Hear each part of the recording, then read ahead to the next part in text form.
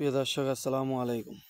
সহি তিরমিজির পঞ্চম খণ্ড হাদিস নাম্বার 3102 বাংলা অনুবাদ। কাব ইবনে মালিক রাদিয়াল্লাহু তাআলা আনহু হইতে বর্ণিত, তিনি বলেন, রাসূল সাল্লাল্লাহু আলাইহি সাল্লাম যতগুলো যুদ্ধ করেছেন, একমাত্র বদরের যুদ্ধ ব্যতীত অন্যান্য কোনো যুদ্ধই আমি উপস্থিত ছিলাম না। এভাবে তাবুকের যুদ্ধে উপস্থিত হয়। যারা বদরের যুদ্ধে অংশগ্রহণ করেনি, নবী সাল্লাল্লাহু আলাইহি সাল্লাম তাদের কাউকে কোনোরূপ ভর্ৎসনা করেনি, কারণ তিনি বের হয়েছিলেন কাফিলা অবরোধের উদ্দেশ্যে। ওদিকে কুরাইশরা তাদের ও কাফিলার সাহায্যার্থে বের হয়েছিল। প্রতিশ্রুতি স্থাপন ব্যতীত উভয় পক্ষ পরস্পর মোকাবিলা অবতীর্ণ হয়।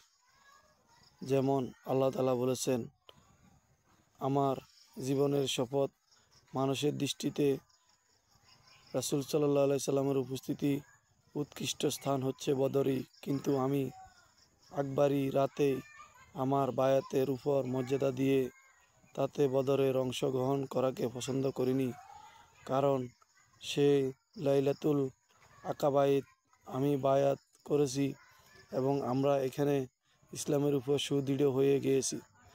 তারপর তিনি কখনো রাসূল সাল্লাল্লাহু আলাইহি সাল্লামের সাথে অভিযান হইতে পিছনে ছিলেন না।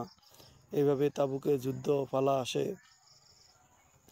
আর তাবুক যুদ্ধই ছিল রাসূল সাল্লাল্লাহু আলাইহি সাল্লামের নেতৃত্বে পরিচালিত সর্বশেষ যুদ্ধ।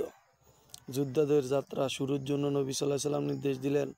তারপর বর্ণনাকারী দীর্ঘ হাদিস বর্ণনা করেন, আমি নবী সাল্লাল্লাহু আলাইহি সাল্লামের নিকট গেলাম। তিনি তখন মসজিদে বসা ছিলেন। তার ও আশেপাশে মুসল্লিগণ সমবেত ছিল। তার মুখমণ্ডল চাদরের ন্যায় চমকাচ্ছিল। তিনি কোনো বিষয়ে আনন্দিত হলে তার চেহারা মোবারক দীপ্তিয়মান হয়ে উঠত। আমি উপস্থিত হয়ে তার সামনে বসে পড়লাম। তিনি বললেন, হে কাব ইবনে মালিক, আমি তোমার মা আমাকে প্রসব করার হইতে যতগুলো দিন তোমার নিকট এসেছে, তার মধ্যে একটি উৎকৃষ্ট ও দিনের সুসংবাদ তোমার জন্য। আমি বললাম, হে আল্লাহ রাসূল সাল্লাল্লাহু আলাইহি সাল্লাম, আল্লাহ তাআলার পক্ষ হইতে না আপনার পক্ষ হইতে? তিনি বললেন, বরং আল্লাহ তাআলার পক্ষ হইতে। তারপর তিনি এই আয়াতগুলো তেলাওয়াত করলেন। অনুবাদ: আল্লাহ তাআলা অবশ্যই অনুগ্রহ পরায়ণ হইলেন নাবির প্রতি এবং মুজাহিদ আনসারদের প্রতি, যারা বড় দুঃসময়ে তার অনুসরণ করেছিল, এমনকি যখন তাদের মধ্যকার এক দলের হৃদয় বক্র হওয়ার উপক্রম হয়েছিল। তারপরও আল্লাহ তাআলা তাদের মাফ করলেন। তিনি তো ও তাদের প্রতি দয়ার্থ, পরম দয়ালু।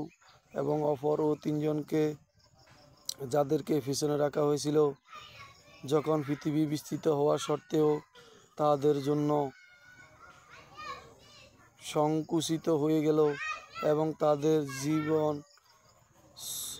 দুর্বিষহ হয়ে উঠল, তারা বুঝতে পারল যে আল্লাহ তাআলা আর কোনো আশ্রয়স্থল নেই।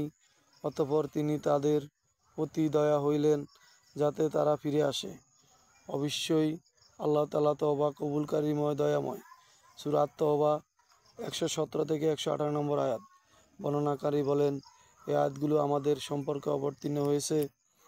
অনুবাদ: হে ঈমানদারগণ লোকেরা, তোমরা আল্লাহ তাআলাকে ভয় করো এবং সত্যবাদীদের সঙ্গী হও। সূরা আত-তাওবা 119 নম্বর আয়াত। কাব রাদিয়াল্লাহু তাআলা আনহু বলেন, আমি বললাম, হে আল্লাহর নবী সাল্লাল্লাহু আলাইহি সাল্লাম, আমরা তওবার মধ্যে এমনও অন্তর্ভুক্ত যে আমি সর্বদা সত্য কথা বলবো এবং আমি আমার সমস্ত মাল আল্লাহ তাআলার ও তার রাসূলের উদ্দেশ্যে দান করে দেব। নবী সাল্লাল্লাহু আলাইহি সাল্লাম বললেন, তোমার কিছু মাল তোমার ও নিজের জন্য রাখো, এটা তোমার জন্য ভালো। আমি বললাম, আমার নিজের জন্য খায়বারের অংশটুকু রেখে দিয়েছি। কাব রাদিয়াল্লাহু তাআলা আনহু বলেন, ইসলাম কবুল করার পর হইতে আল্লাহ তাআলা আমাকে যত দিন নিয়ামতে দান্য করেছেন, আমার মতে তার ও সর্বশ্রেষ্ঠ নিয়ামত হচ্ছে রাসূল সাল্লাল্লাহু আলাইহি সাল্লাম নিকট আমার ও আমার সঙ্গীদ্বয়ের সত্য কথা বলা, আমাদের ও মিথ্যাবাদী না হওয়া। অন্যথায় তারা যেভাবে